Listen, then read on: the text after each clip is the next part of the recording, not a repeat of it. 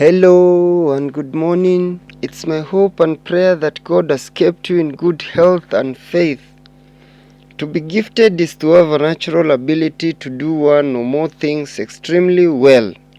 In the Bible, we have a story of this young man Joseph who was a dreamer, and this dream made him brush shoulders with his brothers, and as a result hating him to the point of faking his death and selling him off to slavery in Egypt.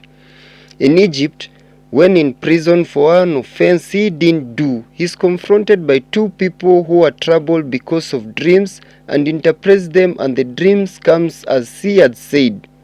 It was in his giftings to interpret dreams that makes him to see Pharaoh, as read in Genesis 41:4 that says, and I'll be reading from NIV version. So Pharaoh sent for Joseph, and he was quickly brought from the dungeons. When he had shaved and changed his clothes, he came before Pharaoh.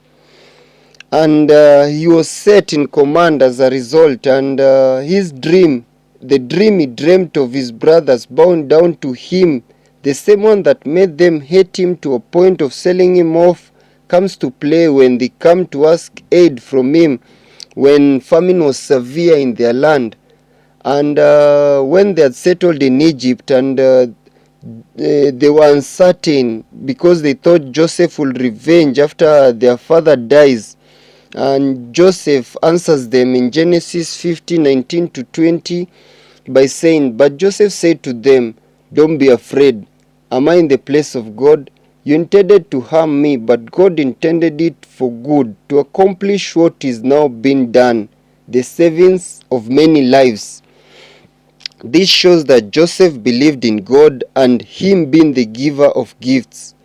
Also in Exodus, when the children of Israel came to Midian, where Jethro, Moses' father-in-law, resided, and camped there, and he sees Moses sitting from morning till evening, judging, and he advises him by saying in Exodus 18:17 to 21, it says, Moses' father-in-law replied, What you are doing is not good. You and these people who come to you will only wear yourselves out. The work is too heavy for you. You cannot handle it alone. Listen now to me, and I will give you some advice, and may God be with you. You must be the people's representative before God and bring their disputes to Him. Teach them the decrees and laws, and show them the way to live and the duties they are to perform. But select capable men from all the people, men who fear God, trustworthy men who hate dishonest gain, and appoint them as officials over 1,000, hundreds, 50, and tens. You see, it was through God's guidance. The people God had in advance given the giftings of discerning and judge.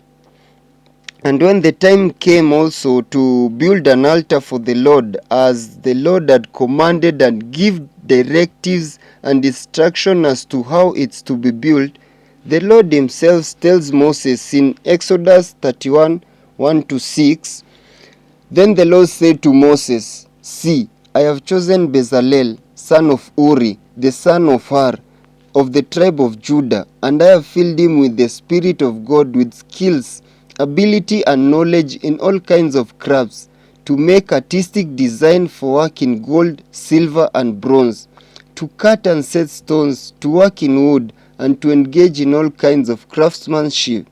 Moreover, I have appointed Oholiab, son of Ahisamach, of the tribe of Dan, to help him.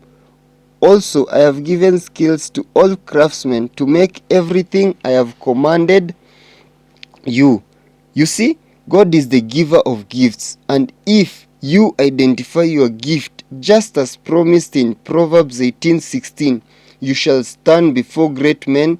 And as a conclusion is to let you know from the words on James' epistles that do not be deceived, dear brethren. Every good and perfect gift is from above, coming down from the Father of the heavenly lights, who does not change like shifting shadows. Amen, and God bless you, and have a lovely, peaceful week ahead of you.